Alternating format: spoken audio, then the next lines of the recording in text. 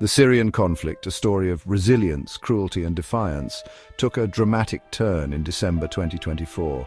Rebel forces fighting in Damascus found a secret hidden under the fancy house of Maher al-Assad, the brother of the former president. This secret? A network of tunnels hidden under the city. This discovery gave us a look into the secret world of the Assad regime and its desperate attempts to hold on to power. The tunnels found on December 9, 2024, weren't just simple holes in the ground. They were a complex network suggesting a hidden world beneath the busy streets of Damascus.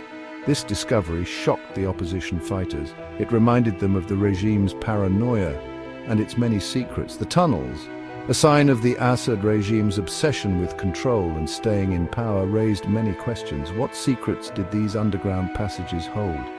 Who built them, and why? Investigators started to explore the maze-like tunnels, hoping to uncover the truth behind these hidden corridors and learn more about the darkest parts of the Syrian conflict. These tunnels weren't simple escape routes. They showed how carefully the Assad regime planned and how far they would go to protect themselves. The passages were wide enough for trucks to drive through and had ventilation systems to keep the air fresh underground. The walls were reinforced. The ceilings were high enough for people to walk comfortably, and metal doors were placed throughout the network for security and secrecy. There were lounges and bedrooms furnished comfortably, even though they were underground. This suggested the tunnels were more than just escape routes. They were designed for people to live in for a long time, maybe even as a command center where the regime could still control things even if the city above fell apart. These comfortable rooms showed that the regime was preparing for a long fight, ready to hide underground while still holding on to power. Finding these tunnels gave us a rare look into how the Assad regime thought, showing their careful plans for survival and their strong determination to stay in control, even when facing a lot of opposition. The tunnels made people wonder what they were for. Were they escape routes for the Assad family, a way to get out of the capital as rebel forces closed in? Finding them just as Damascus fell made this theory seem likely. Or were the tunnels for something worse, like moving illegal goods and stolen money? Rumors spread about the regime's involvement in the Captagon drug trade, a big business that had grown under Assad. The tunnels, able to move lots of goods secretly, seemed perfect for this. Some whispered the tunnels were used to move gold and other valuables out of the country as the regime started to lose power. Each theory, more disturbing than the last, suggested a regime working in secret, surviving through criminal activities and not caring about the suffering of its people. The tunnels, showing the regime's ruthlessness and cleverness, became a symbol of the corruption that defined Assad's rule. The discovery of the tunnels happened during a time of increasing violence and political unrest. Fighting between regime forces and rebel groups, which started in Aleppo on November 27, 2024, quickly spread across the country. The rebels, encouraged by their wins, attacked Damascus, the center of Assad's power. On December 8, 2024, rebel fighters entered the capital, a major turning point in the Syrian conflict. Assad, seeing his regime about to fall, ran away from Damascus. Nobody knew where he went. But on the same day rebels took the capital, Russia said it had given Assad a safe place to live. This move, seen by many as a way to protect Assad from being punished for war crimes, made many countries angry. Meanwhile, in Damascus, the Syrian Prime Minister, Mohammed al-Jalali, said he was willing to work with new leaders and help create a new government. Damascus falling and Assad running away started a new chapter in the Syrian conflict, one filled with uncertainty, but also a little bit of hope for a future without tyranny. Finding the tunnels under Maher al-Assad's house reminded everyone of the Assad regime's love of secrecy and its cruel ways of controlling people. It also brought attention back to the many Syrians who disappeared into the regime's prisons. Saidnaya prison near Damascus was known as a place of terrible things. Inside, thousands of Syrians accused of opposing the regime suffered terribly. Hangings, solitary confinement, torture and starvation were common. The stories from Saidnaya showed a regime that used cruelty as a weapon, turning prisons into places of terror. Even though the government denied it and tried to keep the prison secret, The stories of survivors and the hard work of human rights groups made sure the world knew about the terrible things that happened in Syria. The fall of the Assad regime made people even more determined to find out what happened to those who disappeared.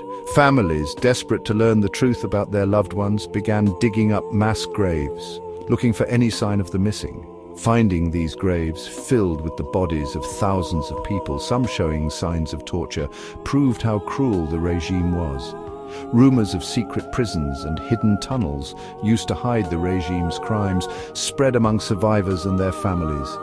These rumors, driven by hope and despair, caused fear and anticipation in communities haunted by loss and uncertainty. The search for answers became everyone's job, showing the power of hope and the refusal to let the truth be forgotten along with the victims. Every bone found, every whisper of a hidden room, brought them closer to understanding the regime's crimes and remembering those who had died. Syria's detention centers weren't just isolated places of cruelty. They were a key part of how the Assad regime controlled people. Over 100 known facilities, along with many secret detention centers, made up a huge network of suffering across the country. Infamous prisons like Tadmor, also known as Palmyra, and Sidnaya became known for torture, starvation, and killings. Conditions in these places were awful. Too many people, poor sanitation, and no medical care were common. Prisoners were tortured regularly to break their spirits and force them to confess to things they didn't do. The Caesar photographs, smuggled out of Syria in 2014, showed undeniable proof of the horrors inflicted on detainees. These 53,276 images of thin bodies with signs of torture shocked the world and revealed the true nature of the Assad regime. These pictures showing the regime's cruelty became a call for justice. They reminded everyone that behind the regime's normal appearance was a brutal system that hurt everyone, even the weakest. Torture in the Syrian regime's prisons wasn't just a side effect of a violent conflict, it was a planned and systematic way to stop dissent and scare people. The methods used were varied and cruel. Prisoners were beaten, whipped, given electric shocks and sexually assaulted. Sleep deprivation, long periods of solitary confinement and being denied food and water were used to break prisoners' wills. The German chair, the flying carpet, and tying prisoners to a ladder and pushing it over were just some of the terrible techniques documented by survivors and human rights groups. This brutality wasn't just about what happened inside the prisons. By making people who opposed them suffer, the regime wanted to silence dissent, spread fear, and stay in power. Torture became a way to control society, to crush any opposition and ensure the regime's survival. The fall of the Assad regime and the discovery of secret tunnels and mass graves revealed the true horror of the regime's cruelty and its systematic use of torture. As Syria began the long and difficult process of rebuilding and making peace, getting justice for the victims became very important. The world, horrified by the scale of the crimes, felt a responsibility to hold those responsible accountable.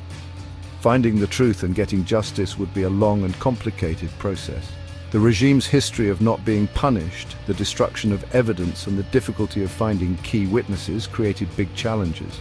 But the search for justice remained a source of hope for the survivors, their families, and everyone who suffered under Assad. Their suffering reminded everyone that true peace can only happen with accountability, truth, and justice. The fight for justice wasn't just about punishing those responsible, but also about remembering the victims and making sure such terrible things never happen again.